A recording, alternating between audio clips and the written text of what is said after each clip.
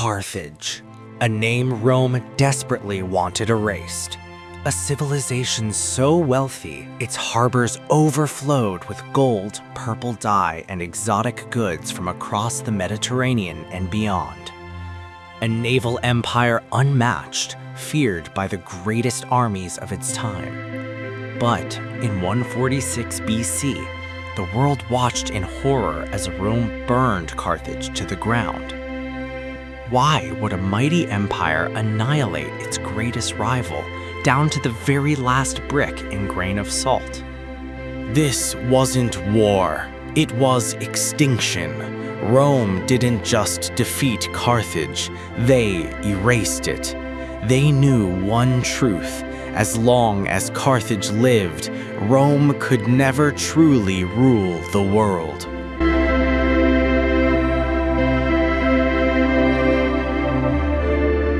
History is not distant. Carthage's fall shaped the world we live in. They pioneered global trade centuries before modern economies. Their navy set the foundation for maritime dominance. Their rivalry with Rome defined the borders, the laws, and even the languages spoken across Europe today. Carthage fell not because they were weak, but because Rome feared them.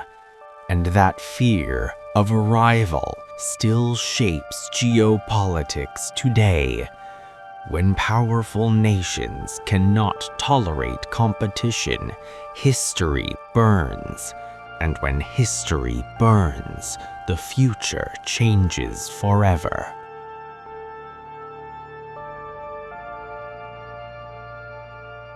To understand Carthage's final stand, we must return to its beginning.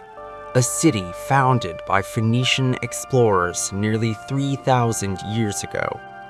From a single trading outpost on the North African coast, Carthage grew into a maritime empire whose ships dominated the Mediterranean. They were master navigators, expert traders, and unmatched shipbuilders. By the 5th century BC, Carthage controlled vast trade networks stretching from Spain to Sicily to the Sahara. Wealth flowed through its harbors: silver, tin, ivory, spices, and war elephants. Carthage was not just rich, it was essential to Mediterranean commerce. And every rival knew it, especially Rome. As Rome expanded, it realized something unsettling. Carthage stood between them and control of the Mediterranean. What began as economic rivalry soon escalated into hostility. The First Punic War erupted, a brutal naval conflict that lasted over 20 years. Carthage survived. Rome grew bitter.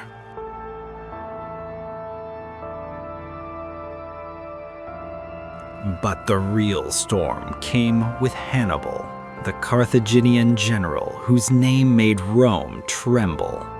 His daring march across the Alps, his war elephants, and his battlefield genius nearly brought Rome to its knees. The Second Punic War became the bloodiest conflict the ancient world had ever seen, and Rome swore there would never be a third. By 149 BC, Rome could no longer tolerate Carthage's recovery. The Senate issued an ultimatum. Carthage must disarm completely, surrender all warships, and abandon their own city to move inland, far from the sea that made them powerful. It was not a negotiation. It was a death sentence disguised as diplomacy. Carthage refused. A civilization that stood for centuries would not walk away from its home. And so Rome prepared for war, a war not to conquer, but to erase. While Roman legions gathered, Carthaginians melted jewelry to forge weapons.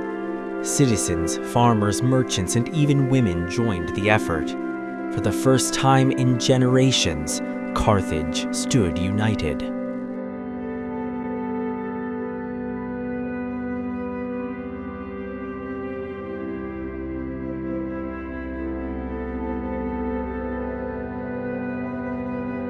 Rome launched a massive siege. Their legions surrounded Carthage with walls, towers, and siege engines. But Carthage fought back with unstoppable fury. They launched night raids, burned Roman camps, and used their legendary harbor to slip ships past blockades. For 2 long years, Rome could not break them.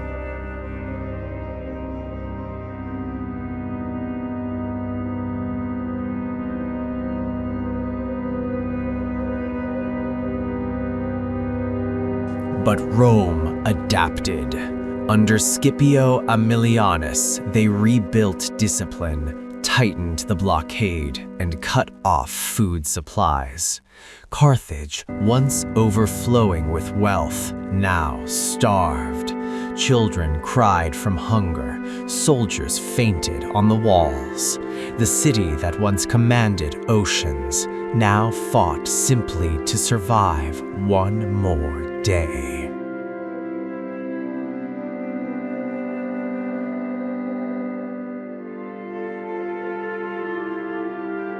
In 146 BC, Rome launched the final assault.